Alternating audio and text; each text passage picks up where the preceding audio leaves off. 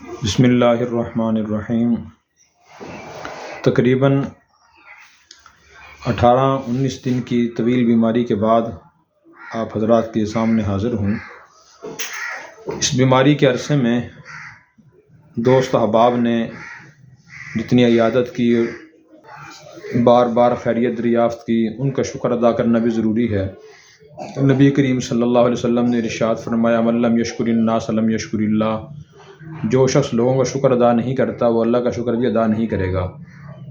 تو ہماری زندگی میں ہمارے گھر والے، بہن بھائی، ماں باپ، بیوی بچے، دوست احباب، رشتہ دار، ملنے والے، ان سب کے ہم پر بڑے احسانات ہوتے ہیں۔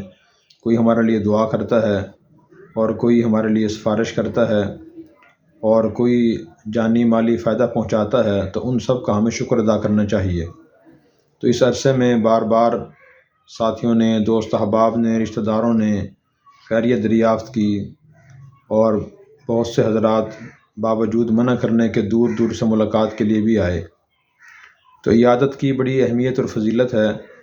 حدیث پاک کا مفہوم ہے کہ جو شخص اپنے کسی مسلمان بھائی کی عیادت کے لیے صبح کے وقت جاتا ہے تو شام تک 70,000 فرشتے اس کے لیے دعائے مغفرت کرتے ہیں، اور جو شام کو عیادت کرتا ہے، مزاج پرسی کرتا ہے، تو صبح تک 70,000 فرشتے اس کے لیے دعائے مغفرت کرتے ہیں۔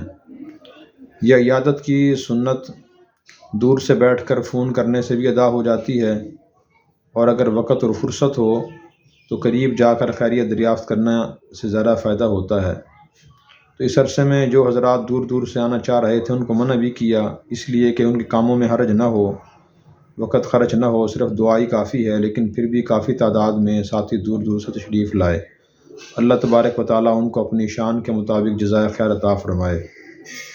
اور جو میں نے یہ عرض کیا کہ دور سے عیادت کرنا بھی کافی ہوتا ہے، یہ مسئلے کی وضاحت کے لیے میں عرض کر رہا ہوں۔ عیادت سنت ہے اور یہ حد الوسع کرنی چاہیے، لیکن اپنی استطاعت کے مطابق۔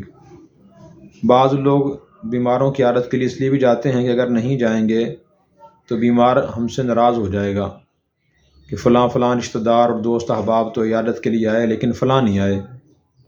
تو مریض کا ایسے ناراض ہونا بھی درست نہیں، اس لیے کہ عیادت کوئی حق واجب نہیں ہے کہ جس کی وصولی ہمارے ذمہ ہو اور ادا کرنے والے پر واجب ہو۔ اگر ادا نہ کریں تو وہ گناہ گار ہو جائے یا ہم اس سے ناراض ہو جائیں، ایسا نہیں ہے۔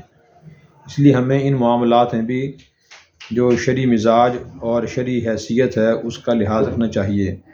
کوئی شخص اپنی مصروفیت کی وجہ سے، بیماری کی وجہ سے یا کسی بھی وجہ سے عیادت کے لیے، تعزیت کے لیے کسی کے گھر نہ جا سکے تو اس سے ناراض نہ ہوں، بلکہ اس سے اچھا سلوک کریں، اچھا گمان کریں۔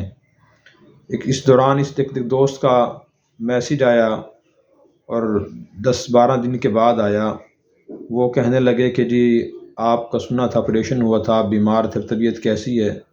چونکہ ان سے بے تکلفی تھی، اس لیے ازراہ تکلف اور ازراہ مزاح نہ کہ ازراہ ناراضگی میں نے ان سے عرض کیا کہ شکر ہے آپ کو پتہ چل گیا کہ ہم بیمار ہیں۔ تو وہ کہنے لگے کہ دراصل میں خود پریشان رہا اور میرے بیٹے کا آپریشن تھا۔ جب یہ بات سنی تو بڑی فکر لاحق ہوئی اور بڑی پریشانی ہوئی۔ پوچھا کہ بھائی بیٹے کیا ہوا؟ بتایا کہ جی گھٹنے پر چوٹ لگ گئی تھی اور میں ان دنوں اسی کی فکر میں رہا اور اس کا آپریشن ہوا ہے۔ تو دیکھیں بعض لوگ بیچارے مخلص ہوتے ہیں لیکن ایسے مجبور بھی ہوتے ہیں کہ اپنی کسی پریشانی میں مبتلا ہونے کی وجہ سے وہ عیادت یا تعزیت نہیں کر سکتے۔ تو اس لیے میں نے عرض کیا اگر کوئی شخص کسی کی عیادت اور تعزیت کے لیے گھر نہ آ سکے تو اس سے ناراض ہونا درست نہیں ہے۔